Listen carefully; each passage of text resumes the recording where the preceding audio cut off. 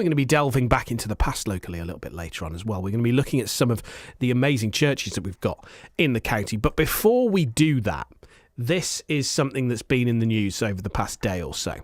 A family from Newport is to receive a payout for the lifelong care of their 11-year-old son Adam, who was left with brain damage after poor maternity care at the Royal Shrewsbury Hospital. Adam's mum is the Reverend Charlotte Cheshire and joins us now. Charlotte, good morning. Good morning. Just remind us of Adam's story, if you could.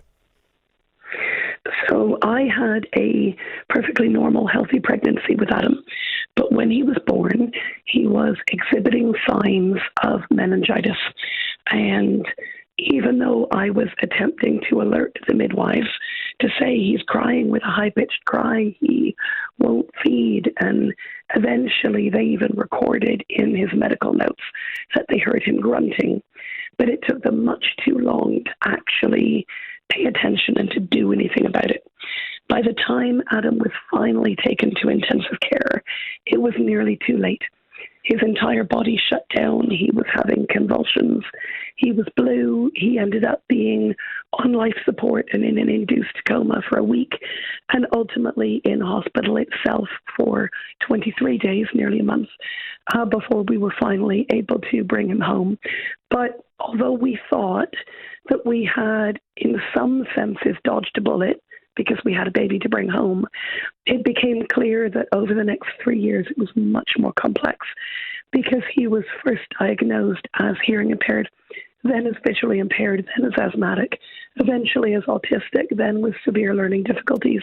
And it just became a huge roller coaster of now, with Adam being nearly 12 years old, I have a beautiful boy who I love unconditionally, just as he is.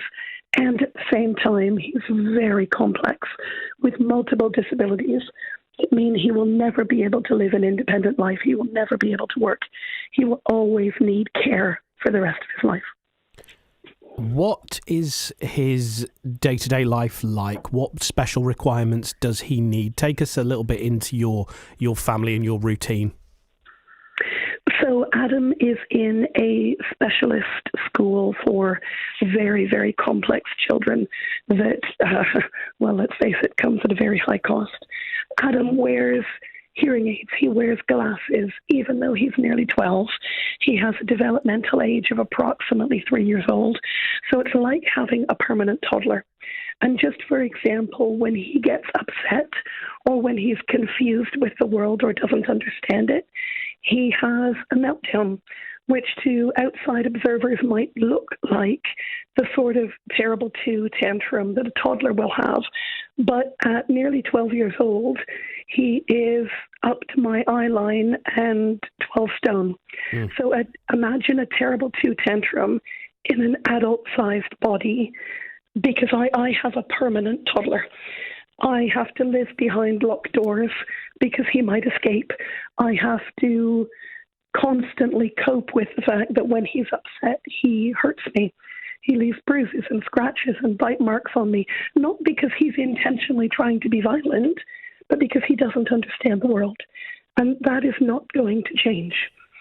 He will grow bigger, but he won't grow up, if that makes sense.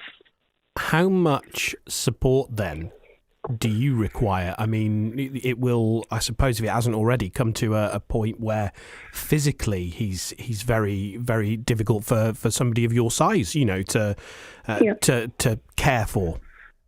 Yeah. I mean, by way of context, it matters to say that his late father, my husband, who sadly died in 2020 of cancer, he was 6'6". So Adam carries those family genes. He will be that type of size. And the fact that he will be, as I said, basically a permanent toddler means that when he is upset, physically, however much I love him, I can't contain him. It's actually not safe. So because he will not be able to live independently, Adam will have to live in care for the rest of his life. And even though I don't know what sort of placement that will look like yet, that's the sort of thing that I'm looking at. And these sorts of places cost hundreds of thousands of pounds a year for very good reason. And I won't be able to look after my own child, and he can't look after himself.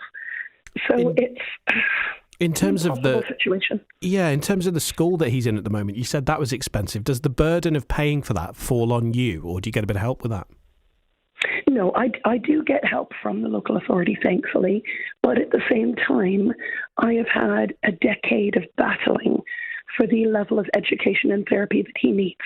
I've had to take the local authority to tribunal twice to insist that actually, no, he needs this level of care.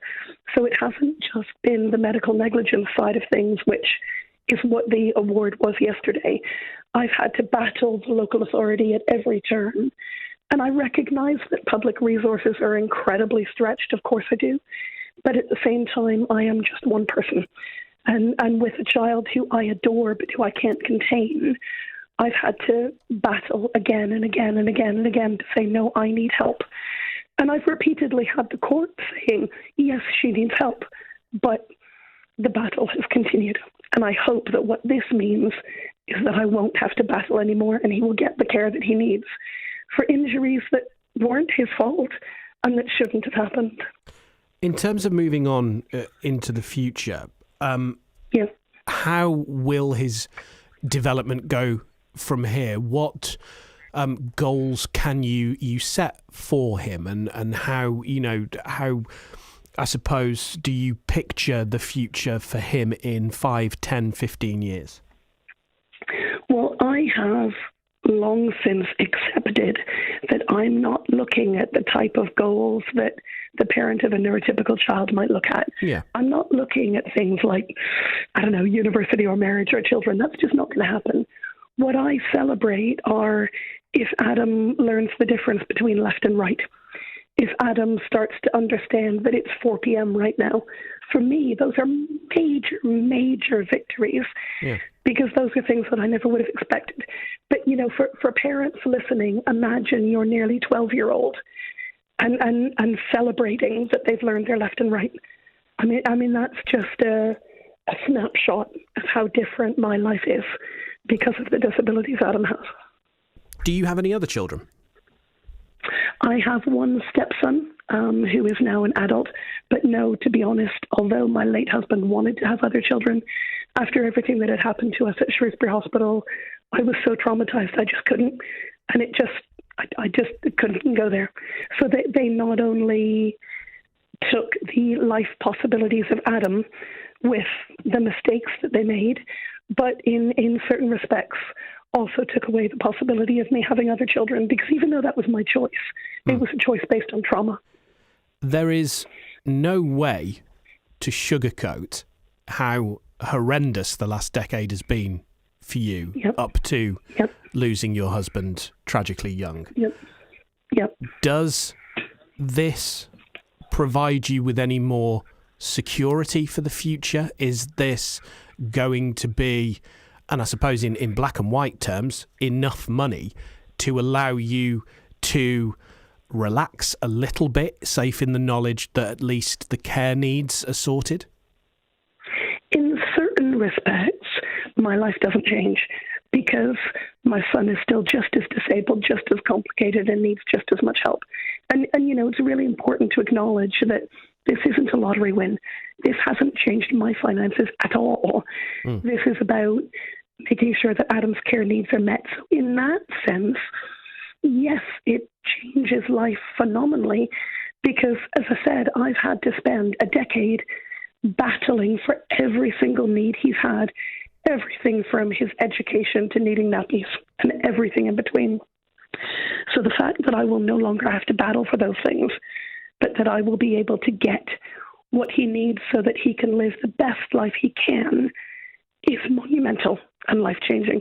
It's just sad that it took the High Court to go there, because for years the hospital denied liability, and finally we were able to reach a settlement, but it took going to the High Court.